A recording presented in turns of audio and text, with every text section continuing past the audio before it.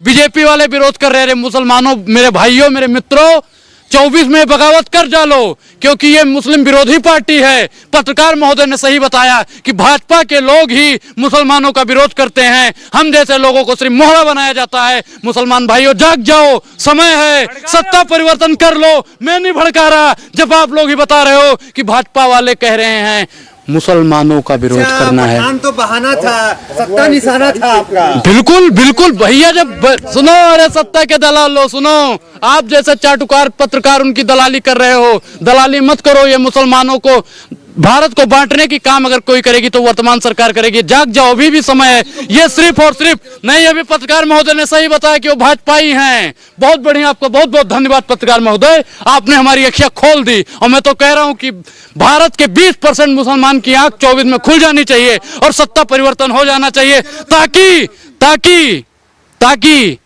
देश में ऐसा कोई नेता ना आए जो हिंदू मुसलमान करके भारत के टुकड़े टुकड़े कर दे। भाजपा को कोई जरूरत नहीं है मुसलमानों की। अच्छा, तो फिर काहे गिरगिट की तरह रंग बदलते हैं?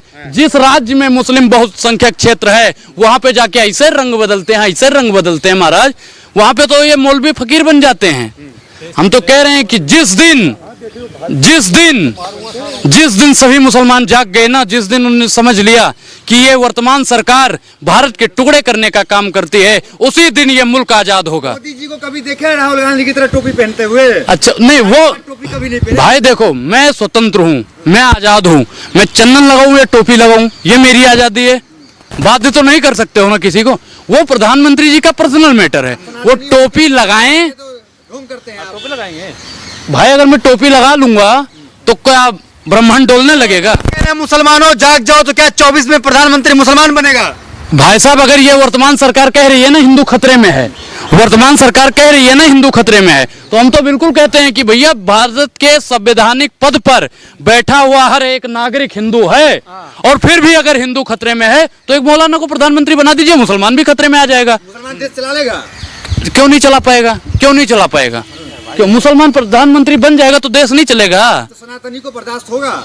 भैया सबको बर्दाश्त होगा, सबको बर्दाश्त होगा। आप एक्सेप्ट करेंगे? अगर प्रधानमंत्री यहाँ का मुसलमान बन जाए तो आप एक्सेप्ट करेंगे? भाई देखो, जो संवैधानिक पद पे बैठ जाएगा वो हिंदू मुसलमान नहीं करेगा वर्तमान सरकार की तरह। जो अच्छा, अभी आपने का ये हाथ होता है।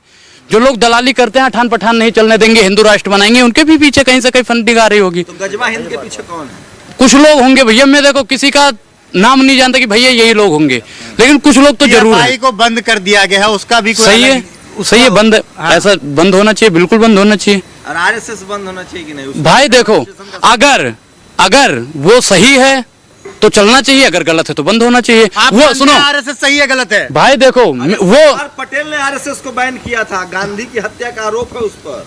ठीक है, एक मिनट, अब आपका मैं जवाब दूं? अरे मैं कोई अंग संग में नहीं था, जबान संभाल के बात कीजिए पत्रकार महोदय। संघ ने धक्के मार के निकाला है। अच्छा, तो आपको भी पीएफआई वाले ने या गजवा हिंदू वालों ने धक्का मार के निकाला होगा, तभी माइक लेके 300 रुपए का माइक लेके नाच रहे हो। यही करते थे ना पहले गजवा हिंद में? तो कौन से इस्लामिक उसमें थे आप बताइए, कौन से संगठन में थे? आपको नहीं लगता मुसलमानों से इस देश को खतरा है? नहीं, मुझे नहीं लगता।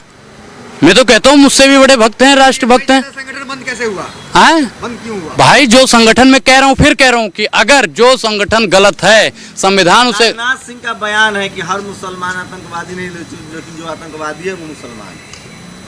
देखो वो उनका पर्सनल होगा भाई, मैं उस पर हस्तक्षेप नहीं डालना चाहता, लेकिन मेरे हिसाब से देखा जाए, मैं अपने हिसाब से देखता हूँ तो भाई मुसलमान मुझसे भी ज्यादा बड़ा राष्ट्रभक्त है, मैं ये बात मानता हूँ। बड़ा राष्ट्रभक्त हो सकता है? भाई हम दिन में एक बार भी नहीं चूमते हैं धरती को, और वो दिन में 5 वक्त की नमाज करता है, तो मुझसे बड़ा राष्ट्रभक्त हुआ नहीं हुआ? गजवा हिंद लागू करना चाहता है इस्लामिक राष्ट्र बने भारत। अच्छा, किसने? ओवैसी ने बयान दिया है ये बात?